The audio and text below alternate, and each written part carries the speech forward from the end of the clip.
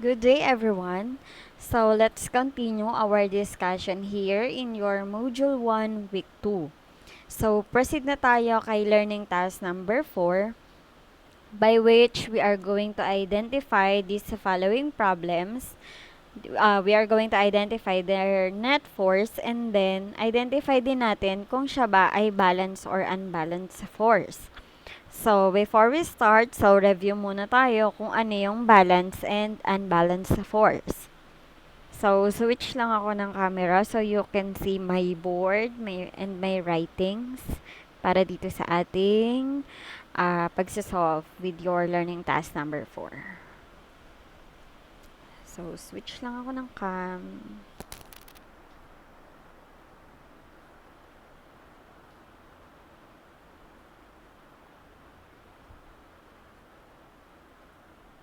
Okay, we have this one.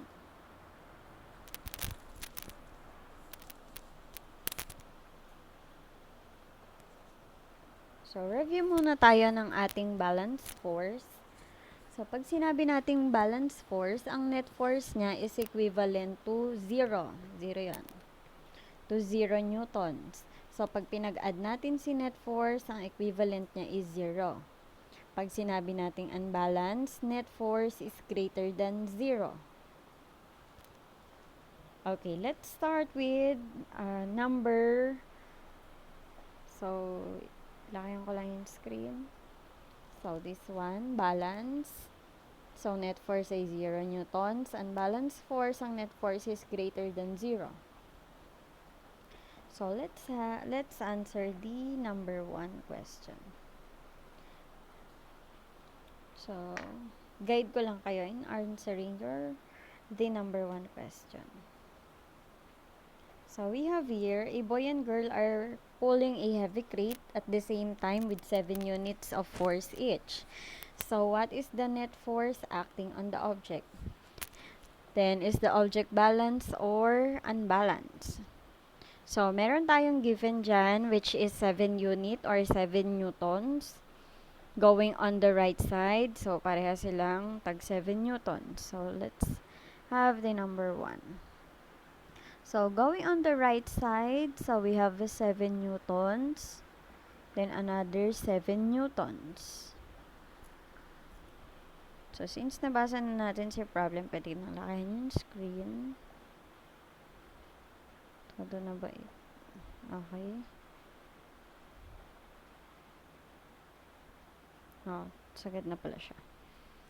So, since pareha sila ng direction going on the right side, so you're going to add these two forces.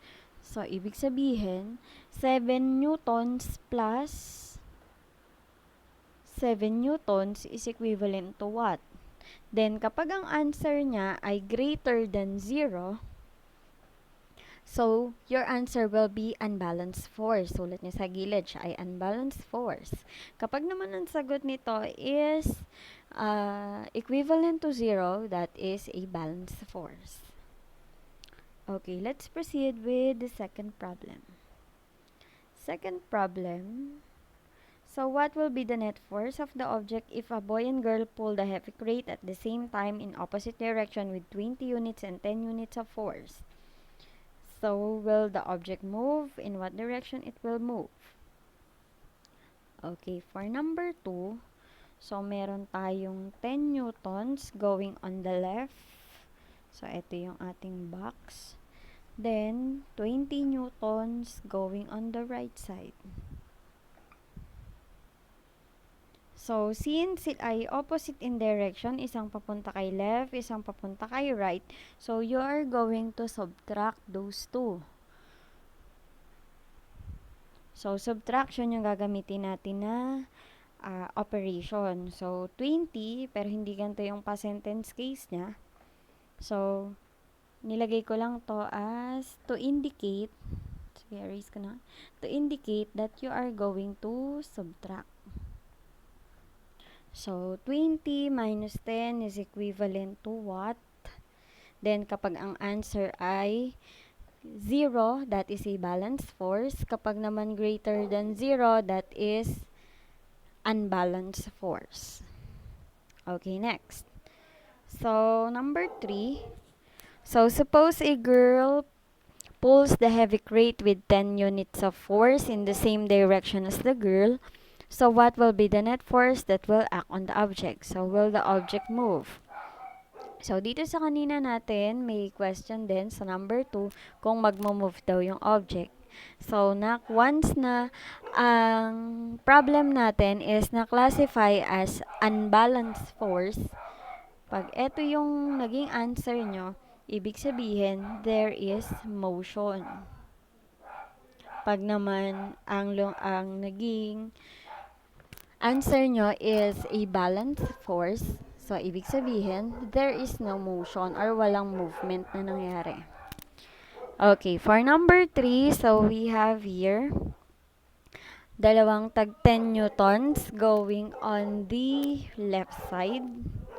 So for number 3, so 10 newtons going on the left. Dalawang 10 newtons. So here is the box. Tapos this one is 20 newtons. So in this case, so if you're going to add those two forces na parehas ng direction. So dito, so since parehas sila ng direction going on the left side, so 10 newtons plus 10 newtons is equivalent to 20 newtons kasi pinag-add natin silang dalawa. So once na pinag-add natin silang dalawa, so you have here 20 newtons going on the left side. Copy ko lang to ha. Then this one is another 20 newtons. Okay, from this one, ito yan. From this one, identify nyo kung siya ba ay may motion. Or, first thing to do is to identify its net force. Since magkaiba sila ng direction, so you are going to subtract. So, 20 newtons minus 20 newtons is equivalent to what?